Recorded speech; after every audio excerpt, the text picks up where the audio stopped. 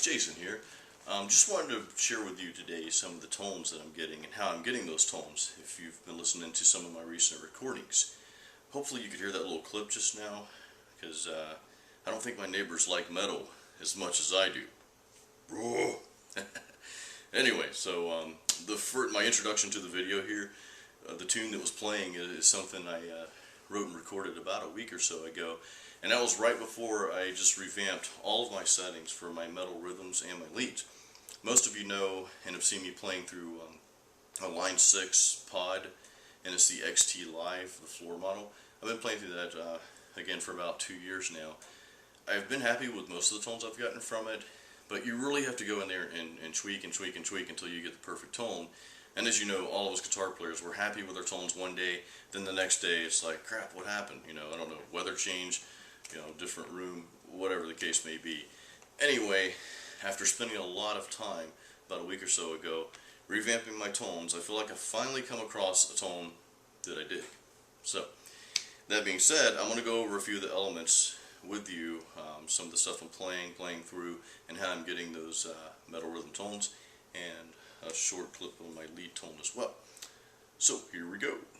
First of all, I am playing with an ESP M1000 Deluxe. I'm hugging my guitar because I love this guitar, man. This guitar is awesome. I used to play through Jacksons, nothing but Jacksons, and I still like Jacksons. They're great, especially for metal. And I also have an Ibanez RG 1570. That's a cool guitar too, but man, I always pick up my ESP like every single time. It's the only thing I play these days.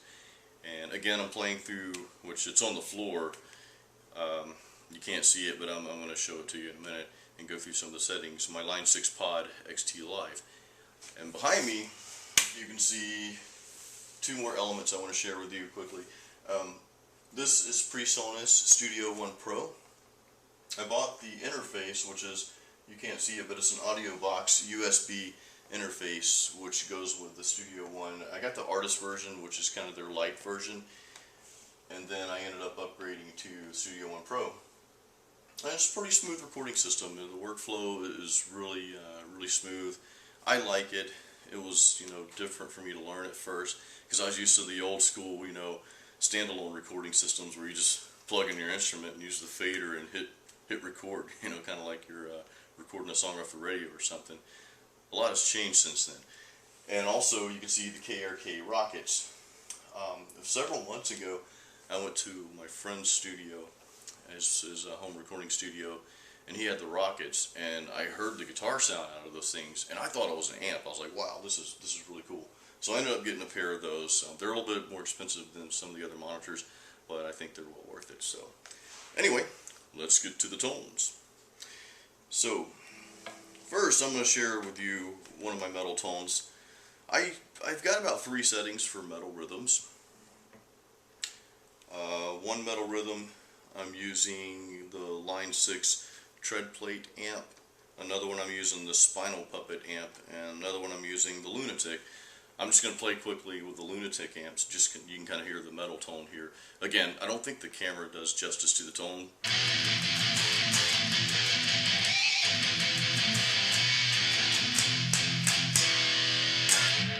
Let me crank that up just a little bit.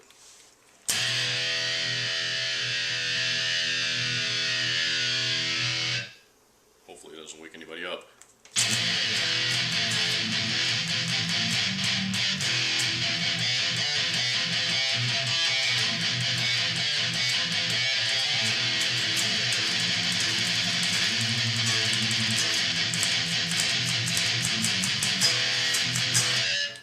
So that is the Lunatic amp that I'm playing through, and also the cabinet. I didn't know this thing had a cabinet emulator, and I'm playing through the tread plate cabinet. Not a lot of reverb, not really a lot of effects on my metal rhythms. It's pretty dry. I do use a stomp box and the Line 6. And as I'm calling this out, this is the Line 6 pod, obviously, but you can kind of mimic this on any processor, because most processors have the same, if not the same amps, the amp models, the same types of amp models, and you could probably do the same thing with your own rig. Just kind of take, okay, I want a metal tone for my amp, I'm going to put this type of effect on it and so forth, and kind of get the same thing, give or take. So anyway, the Lunatic amp, and I'm having to look at my board here to see because I can't remember. Memory starts to fade after you turn 30, and I'm well beyond 30. So the stomp box I'm using is a Screamer, and I've got the drive cranked on the Screamer. So again, here we go.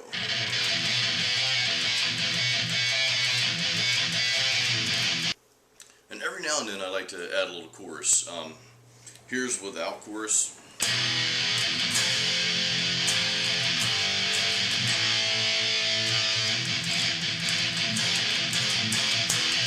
I don't know if you can really tell the difference, but this is with a little bit of chorus.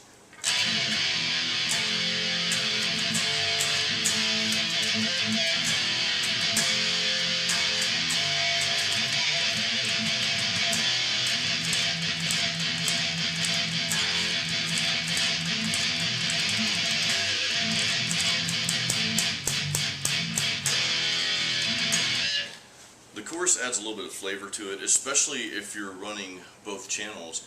In other words, the interface has a left and right. Some interfaces only have 1/4 inch input. I made sure I got an interface that has both, has the left and right, because what I'm playing through, the pod, the XT Live, has a left and right. So if you put both of those in there, and that records onto one track, but it kind of separates the two. So if you have like a multi-head delay or stereo course or something like that, you can kind of hear it bounce back and forth through your speakers. Again, you guys probably can't hear it on the video, unfortunately, but if you're in the room with me right now, you could definitely hear it bouncing back and forth through the KRKs. So anyway, that's my metal rhythm, and now I'm going to go through some of the specs of the metal rhythm with you. So here we go. Okay, and this is my pod, the Line 6 Pod XT Live unit. And we totally cannot see the settings on here. I had to turn some of the lights off in the room because there's a big glare. And now I was going to try to zoom in on the actual settings. As you can see, there's a little screen right here. And if you guys play through Line 6, you know what I'm talking about. But obviously we cannot tell what that is, so the camera's not really picking it up. But anyway, just going to run through the parameters real quick with you here. Hey, it's Mr. Spider. Oh, I'm just kidding, that's my hand. That was cheesy. I'm just going to run through, and I'll post this on the screen. As you can see, my amp is the Line 6 Lunatic. My drive here is, it keeps going back on me. My drive here is about, I'd say about 75%. My bass, I've got my bass cranked up to probably about 80%. The mid I've got cut. I cut that a little more than, I'll crank it to midway, no pun intended, mid, get it? I'll crank it midway and then I'll cut it back a little bit. So it's almost a quarter of the way up. My treble probably about 75-80%. My presence about the same. The stomp box I use for the Lunatic amp is the Tube Screamer, and I've got my drive cranked up to about 90%. The gain is about 50% because that more so controls the volume. I don't really want any more volume out of it. And my tone I leave at 50%. I do have an EQ setting on here as well. And my EQ, I added a little bit more bass. I took out a little mids and I added just a hair of treble. And I'll be posting those parameters. You'll see those any moment now. So that's the parameters of the EQ. I also have a little bit of compression on here. Not very much. And I do have to use the noise gate on this channel. Otherwise you'll get a lot of unwanted noise as soon as you stop playing. So again, here are the parameters for the compression and noise gate. And really that's about it. Again, I add some chorus to this every now and then. Usually what I do is I will pan my rhythm tracks. Like I'll do one track, I'll pan it all the way to the left. I'll record another track, I'll pan it all the way to the right. Then I might record one up the middle, and that one I have some stereo chorus, just a hint of chorus on that. So there you have it. Now, in addition to the Lunatic amp, I have two other metal patches. I'm not going to go through all the settings on each one. I just named these Metal 1, Metal 2, Metal 3. The Lunatic amp is Metal 3, and that's the one I use probably the most. But I also use the Line 6 tread plate amp.